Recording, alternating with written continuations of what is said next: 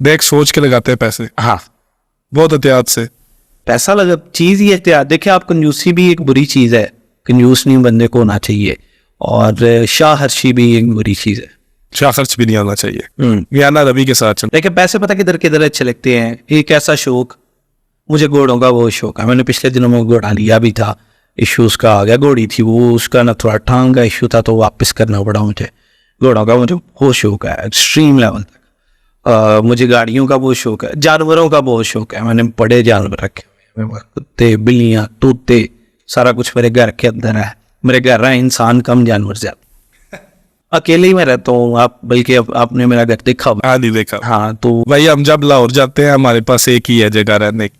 Sir पता क्या, लाहौर में ना मेरे घर में आपके अलावा आज तक मेरा कोई दोस्त नहीं रहा होगा, हाँ ये भी है। यकीन करें।